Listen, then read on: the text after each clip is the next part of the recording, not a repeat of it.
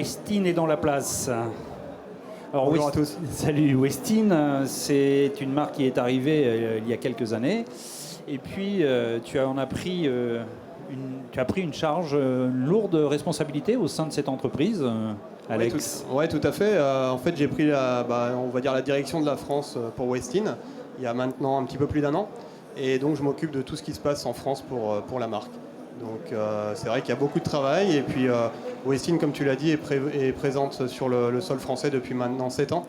Et donc on essaie de vraiment pousser nos produits et faire découvrir les produits aux gens. Nous, on se connaît bien, hein, il y a quelques années que nous nous connaissons. Quelques années. Ouais. Quand je te connaissais, tu avais plus de cheveux là et tu n'avais pas de barbe. Les cheveux sont descendus. Ouais, ça descend, oui. Il y a un peu de l'arsène, les garçons. Et puis, nous avons Rémi là-bas pour la démo. Rémi qui est guide de pêche depuis une dizaine d'années. Bonjour Rémi. Bonjour. Et tu es guide de pêche où, Rémi? Alors je guide un peu sur la Suède, côté Côte d'Or, Bourgogne, sur la Saône, un peu la vallée du Rhône, Camargue aussi. Donc plusieurs choses quoi. Assez polyvalent. Assez polyvalent, on va dire ça, c'est ça. Donc sur plusieurs poissons également. T'étais pas ciblé que sur un poisson. Non, principalement. Enfin, ça dépend les époques. On va dire de mai à septembre, silure principalement. Et puis après l'hiver, cendre, etc. Et quand je pars en Suède, le brochet. Voilà. Donc là, vous avez amené l'un et l'autre, tu vas nous faire la démo, Rémi, tu pourras nous montrer, des leurres, des nouveautés. Oui, tout à fait. Ça, c'est important parce que les visiteurs viennent à Clermont-Ferrand pour voir des nouveautés. Exactement. Chaque année. Alors, parle-nous de ce leurre, le nom du leurre. Alors le leurre, c'est le chat de tease. D'accord. C'est vraiment le leurre numéro 1 de Westin en termes de leurre souple, qui existe en plusieurs sortes, qui est décliné en plusieurs versions, en plusieurs formes. Et on a effectivement quelques nouveautés aussi en termes d'armement et en termes de coloris. D'accord. Alors ce que fait nager actuellement Rémi, c'est le chat de tease classique, donc quelque chose d'assez ventru, avec un très gros rolling, que Rémi utilise notamment pour pêcher en linéaire. Alors après, on ne peut pas les catégoriser, on ne peut pas dire que ce leurre est fait pour le linéaire, un autre pour la verticale. En fait, ça va vraiment dépendre des conditions, du moment où on l'utilise, des poissons qu'on recherche, et puis des conditions d'eau. Donc Rémi peut peut-être nous en parler un petit peu. Alors là, tu l'as équipé d'une tête plombée comment là, Rémi? Là, je suis sur une tête plombée ronde, classique. Là, je suis en 10 grammes. Donc après, je l'utilise principalement... alors comme dit Alex, il y a plusieurs façons, mais je l'utilise principalement en linéaire, le matin et le soir pour pêcher assez haut quand les poissons sont encore en chasse mais qui sont posés sur le fond et qui cherchent quelque chose, on va dire, d'assez visible. Quel type de poisson par exemple? Comment? Quel type de poisson? Parce qu'on dit les poissons, mais... Sur les petites tailles, sandre, perche, et après, en montant en taille, brochet, etc., quand ils sont posés aussi dans les herbes, et que vous recherchez un leurre qui émet énormément de vibrations, exactement. Et donc du coup, j'utilise celui-là principalement le matin et le soir, et après pour les pêches de brochet, comme je vous disais, dans les herbes, au-dessus des herbes. Quoi. D'accord. Est-ce que ce leurre est parfumé? Non. Non. D'accord. Non, parce que ce matin, j'ai eu une discussion avec Fiche. C'est très, très éloquent d'ailleurs. Je vous conseille de regarder cette vidéo parce que l'ingénieur qui était là nous a parlé justement des attractants et on ne peut pas avoir d'attractants dans une matière parce que quand on cuit la matière, l'attractant s'en va. Donc, on parfume les leurres. On peut parfumer les leurres après par la suite. C'est ce qu'il a dit. Il y a des moments où ça peut être d'ailleurs bon et des moments où ça peut être un petit peu moins bon. Ça dépend de la pression de pêche sur le poste notamment. Et puis ça dépend après effectivement de l'endroit où on pêche, mais on peut rajouter de l'attractant. Nous on ne fait pas d'attractant, mais on utilise malgré tout de l'attractant qu'on met sur nos leurres à certaines occasions. Et c'est vrai que parfois ça peut faire la différence. Alors celui-ci, on a dit qu'il avait un très gros rolling. Oui, tout à fait. Vas-y Rémi, on le voit bien, regardez l'animation. Le rolling c'est droite-gauche, hein, c'est l'animation classique que le leurre effectue. Hein, c'est pas le wobbling, c'est le rolling. C'est principalement dû à sa forme. Alors après là on le voit peut-être mieux, je sais pas si... non. Tu en as un gros sur la planchette là-bas? Il en a un en haut et puis moi j'en ai un on ici. va montrer le tien, voilà, on le voit bien sur l'écran. Là en plus c'est une grosse taille donc on le voit bien. C'est vraiment un leurre qui est haut, qui a vraiment une forme assez haute, une silhouette assez haute. C'est pour ça qu'en fait quand on va le ramener, il va avoir tendance à beaucoup se basculer de droite à gauche, émettre beaucoup de signaux visuels, mais également des grosses vibrations. Alors, Est-ce qu'on les trouve à l'unité ou on va Oui, en parler après? alors ils existent en blister. Alors des choses comme ça. Là, j'ai un blister qui est des prémontés, qui sont des prémontés. Sur tête ronde. Hein. Voilà, alors là, ils sont montés sur tête ronde. Il y a différents grammages, différentes tailles. Et puis après, ils existent aussi en non montés en blister et non montés en vrac. Voilà, donc dans à peu près tous nos chat-tees existent dans toutes les versions. Donc là, c'est la taille moyenne qu'utilise Rémi. Oui, tout à fait. Là, il doit être sur le 12. Ouais, c'est ça. C'est ça. La grosse taille qui est là. Là, j'avais le 16. 16 cm. Ouais, exactement. Et puis après, nous, on monte. Alors après, suivant les modèles, en fait, on a le chat-tee slim qui monte jusqu'à 27 cm, donc qui va être clairement plus adapté pour le brochet. Et le chat-tee slim, en fait, la différence, on va le voir après, Rémi va le faire nager, c'est vraiment sa silhouette qui est beaucoup plus fine, beaucoup moins trapue que l'autre. Donc après, moins de rolling. Et donc du coup, on l'utilise dans des conditions différentes. Et c'est pour ça que Rémi va nous en parler, notamment sur de la pêche en verticale. D'accord. Alors on va changer. Tu vas nous en parler en pêche verticale avec une animation type pêche verticale de façon à voir comment tu procèdes. C'est très important. Parce que là, du coup... Alors là, du coup, il va changer de leurre. Alors, Et Westin dans la place. Westin, sachez qu'on en parle de plus en plus chaque année. Cette année, on avait aussi, tu as une équipe aussi qui officie en championnat FFPS. oui, tout à fait. Hippolyte Chauvet, son papa, d'ailleurs. Oui, Hippolyte, exactement. Ah ouais, qui a fait sa première année cette année dans le championnat. Oui, tout à fait, tout à fait. Ils sont bien débrouillés. Hein. Alors, ils sont très très bien débrouillés, on va les garder. Et ils pêchent essentiellement avec ce shad ou... Je sais qu'ils utilisent beaucoup pas- le chat-tease. Ouais. Parce que la gamme Westin est quand même assez large. Hein, quand même, hein. Elle est très très large et c'est vrai que pour l'instant, les gens identifiaient beaucoup Westin à la pêche du brochet, notamment par rapport à la puissance des cannes, par rapport aux leurres, aux tailles de leurres, etc. Et ce qui avait aussi été mis en promotion, on va dire, sur les médias français. Après, il faut pas s'arrêter là dans le sens où Westin, on a vraiment une gamme qui va de la perche jusqu'au brochet avec des leurres de taille différentes, avec des actions différentes. On a beaucoup de leurres dures de petite taille, des cranks, etc. Et on a aussi une gamme mère qui tend à se développer aussi en France avec des produits vraiment plus ciblés sur la pêche française. Ok. Rémi, donne-nous un petit peu, décris-nous ton animation ainsi que ton montage. Bah là, comme disait Alex, en fait, du coup, on va être sur un leurre beaucoup moins ventru, plus effilé, donc ça va nous permettre, on parlait de vertical, mais de pouvoir pêcher plus vite, pour avoir accéléré, pas avoir un leurre qui est trop de retenue quand il faut pêcher assez vite, remonter le courant, etc., etc. Donc là, on a un leurre qui glisse très très bien dans l'eau, qui est sollicité à la moindre accélération. On peut voir que au moindre mouvement, il se met à nager. La matière est très tendre. Hein. La matière est très tendre, exactement. On n'est pas sur une gomme ultra dure. Hein. Pour la verticale, c'est une des priorités quand même. Exactement, tout à fait. Et puis comme disait Rémi, et c'est vrai que suivant les conditions, c'est vrai qu'en vertical, on subit aussi parfois les conditions, c'est-à-dire qu'on pêche beaucoup vertical pour le centre, notamment en période hivernale. Et puis bon, on peut avoir des niveaux d'eau importants, des courants importants, donc il faut avoir des chats qui puissent aussi s'adapter à ça. Donc c'est vrai que le slim en fait permet justement d'offrir moins de portance, et donc on peut un peu plus faire ce qu'on veut avec. Et donc ça nous permet de passer dans des zones de courant plus importantes. Alors sache qu'ici à Clermont-Ferrand, tout autour de nous, il y a des lacs et il y a des rivières à truites bien entendu, mais il y a des lacs et dans ces lacs, on pêche énormément le sandre en vertical. Donc là, les indications que tu vas prodiguer vont être, à mon avis, entendues. Il faut très peu bouger, je pense. C'est-à-dire que là, tu nous animes le leurre, on voit qu'il est magnifique, mais si tu pêches en vertical, effectivement, ce leurre est posé sur le fond et ne bouge quasiment pas.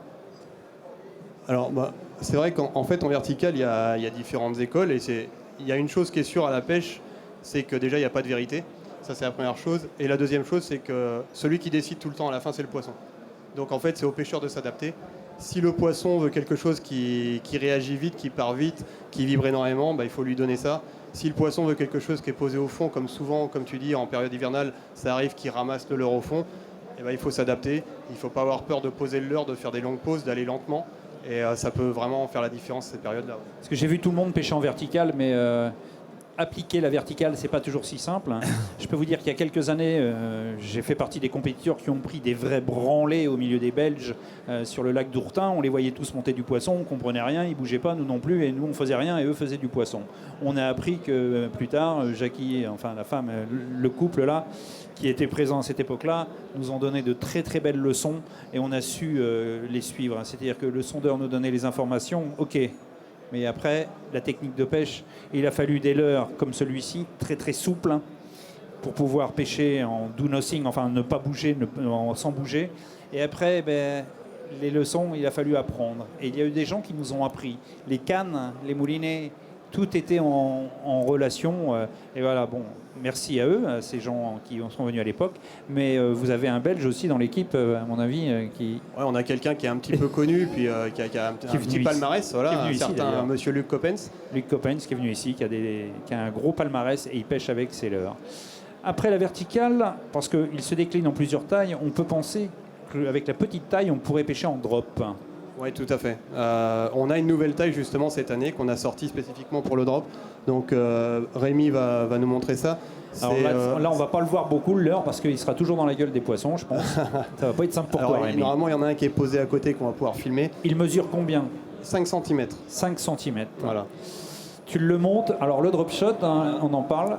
J'en ai parlé ce matin avec certains qui ne pêchent pas encore au drop shot parce qu'ils ne savent pas encore équiper, tout simplement, armer le leurre. Donc allez, on y va. Vas-y, décris-nous le montage et après ça va se faire, ouais, ça va être difficile. Ouais, ça va être compliqué là. Ah, oui. Décris-nous le montage. Le montage drop, en fait, tout simplement, vous avez un hameçon en potence. Alors je sais pas si vous pouvez le voir ici. On a un hameçon monté en potence avec une potence dessous, un grammage qu'on sélectionne. Bouge pas trop vite, regarde ce que ça fait à l'écran, tu vois, comme ça te permet de montrer en même temps. Voilà. Il a un petit peu le stress. Donc là, on fait une potence d'une vingtaine de centimètres dessous. Et après, on adapte un plomb qu'on vient clipser sur le fil qui va varier suivant où on pêche, en rivière, en lac, etc. Dans les profondeurs, dans quelle profondeur on pêche, il y a du courant, etc.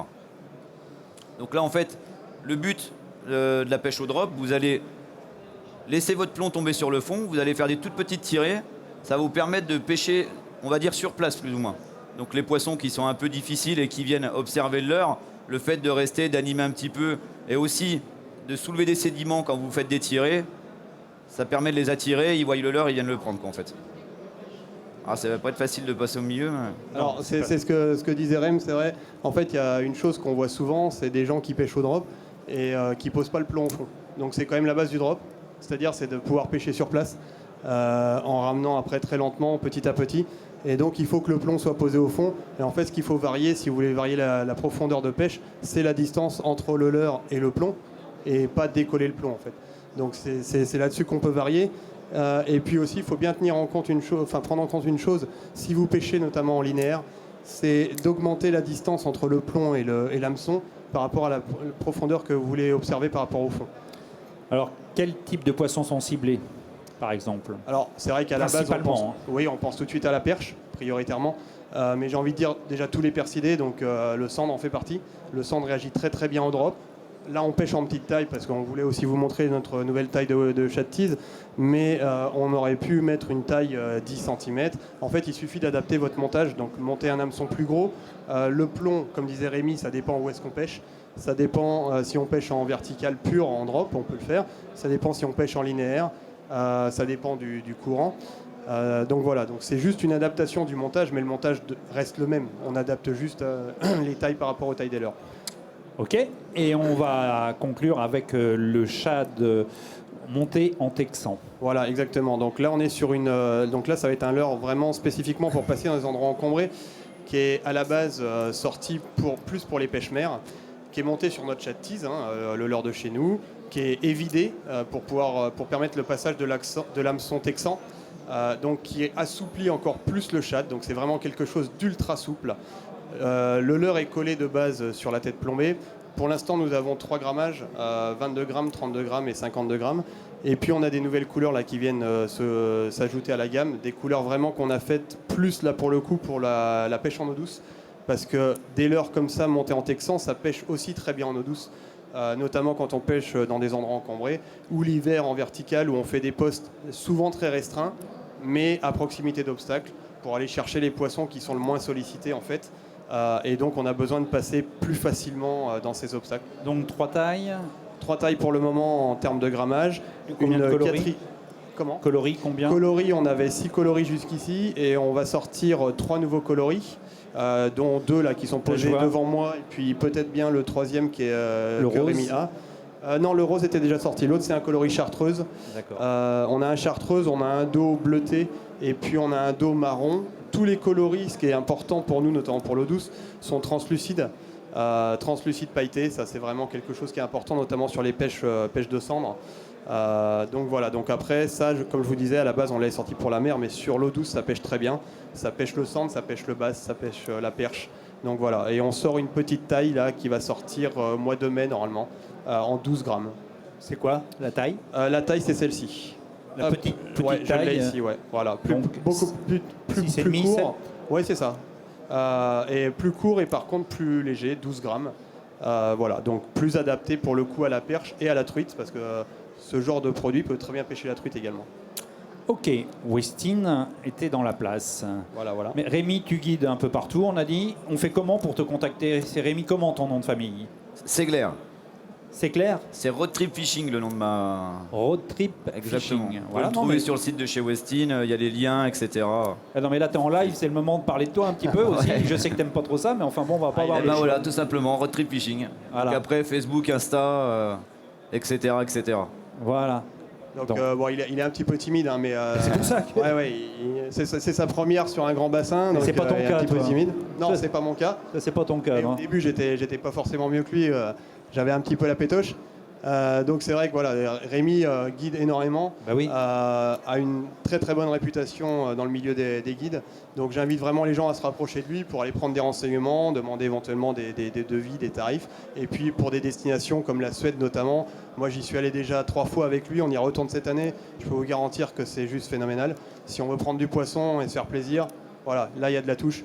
Ok, après, t'es bien, toi t'as une équipe de ouf. Ouais, exactement. Entre tes compétiteurs, tes teams et tes guides, Écoute, il est heureux, choisi. un homme heureux. Voilà, il attaque 2020 avec une équipe de ouf et Westin est dans la place et on va en entendre parler encore et encore. Et j'espère que tes compétiteurs cette année, père et fils.